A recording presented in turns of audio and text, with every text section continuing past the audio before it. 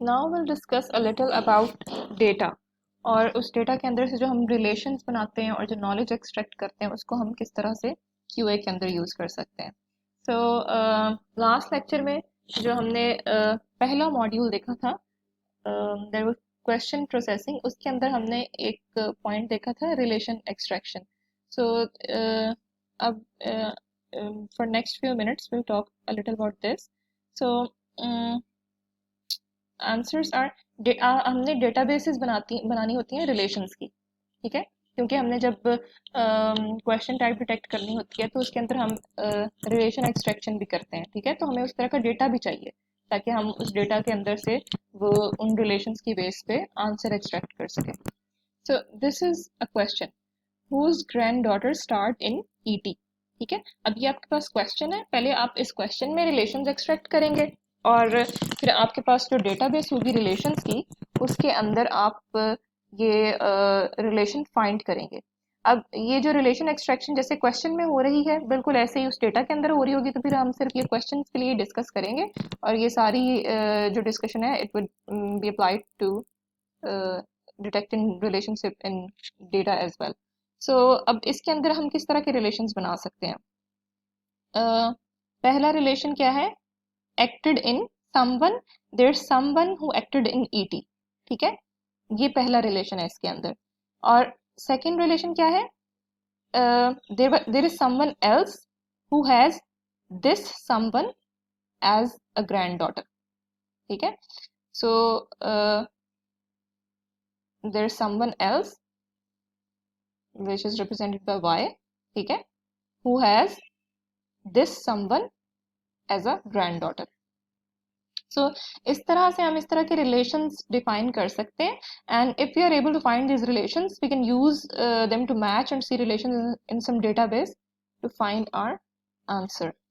So काफ़ी सारी relation databases available होती हैं। एक तो हमने ये जैसे एक एग्जांपल यहाँ पे देखी है, ठीक है। इसके अलावा हमारे पास टेम्पोरल रीजनिंग की डेटाबेस भी हो सकती है। जैसे अब IBM वाटसन ने एक यूज़ की है database. So in 1594 he took a job as a tax collector in Andalusia. अब इसके लिए कैंडिडेट्स अब जनरेट करते हैं thorough. This is a bad answer, why, because he was born in 1817। अब आपने ये टेम्पोरल नॉलेज सेव किया हुआ है अपने डेटाबेस के अंदर, ठीक है, ये टेम्पोरल डेटाबेस है। और this is a bad answer because he was born in 1817। तो ये तो उसके बाद इसकी डेट ऑफ बर्थ उसके बाद की है, तो आपने ये सेव किया, आप कंपेयर कर सकते हैं। सो this is not a good answer. Cervantes is possible, why, because he was alive in 1594। तो इसके लिए आपको डेटा किस तरह का चाहिए, टाइम रिलेशनशिप टाइप डेटा चाहिए आपको। Then you also need to have geospatial knowledge. So this is related to questions about directions, borders. For example, Beijing is a good answer for Asian city. California is southwest of Montana, यानी आपके पास ये relation save हो already अगर border से related relation के what is south west of Montana, ठीक है, और आपके पास उसका आंसर कैलिफोर्निया सेव्ड है। इसी तरह एशियन सिटी का आपके पास कोई रिलेशन सेव्ड है, ठीक है, जियो स्पेशल रिलेशन, और उसके पास साथ आपके पास एशियन सिटीज सेव्ड हैं काफी सारे, तो Beijing could be one of them. NY is not a good answer for an Asian city.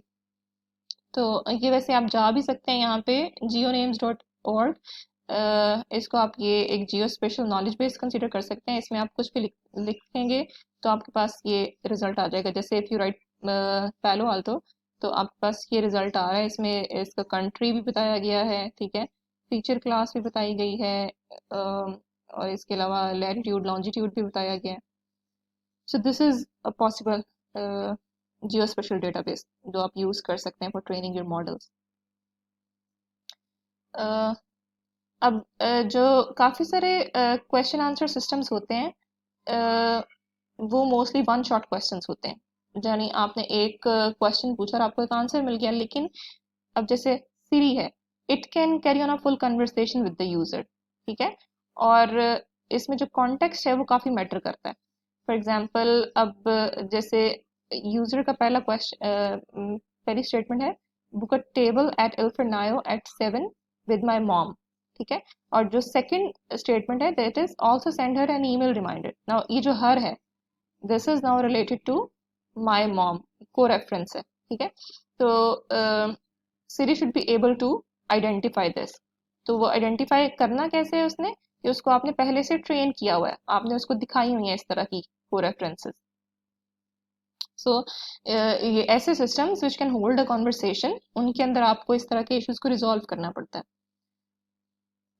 इसके अलावा ये जो एम्बिग्विटीज हैं ये तो रिमूव कर ली, इसके अलावा it should be able to ask clarification questions, यानी आपने जब यूजर ने कुछ पूछा है तो it should be able to ask questions in return to clarify things. जैसे Chicago pizza, it should be able to ask did you mean pizza restaurants in Chicago और शिकागो स्टाइल पिज्जा। सो इस तरह के questions भी इनमें आ सकते हैं। सो ये जो थोड़ी सी डिस्कशन थी हमारी, दिस वाज अबाउट, ये भी क्वेश्चन आंसरिंग से रिलेटेड थी। और क्वेश्चन आंसरिंग में हम डेटा, क्वेश्चन आंसरिंग में स्पेसिफिकली रिलेशन एक्सट्रैक्शन से रिलेटेड थी ये डिस्कशन। वो हम देखा कि हमें किस तरह का डेटा चाहिए और उस डेटा में किस तरह से रिलेशंस होते हैं, ठीक है।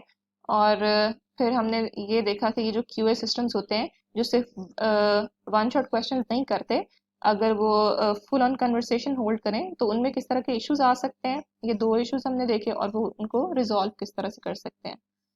So this was all about question answering. आपको एक ओवरव्यू देना था कि क्वेश्चन आंसरिंग किस तरह होती है, उसमें क्या स्टेप्स इन्वॉल्व होते हैं। और ये काफ़ी सिंपलिस्टिक ओवरव्यू है, लेकिन आई होप कि आपको आइडिया हो गया होगा इससे काफ़ी कि चीज़ें किस तरह से होती हैं।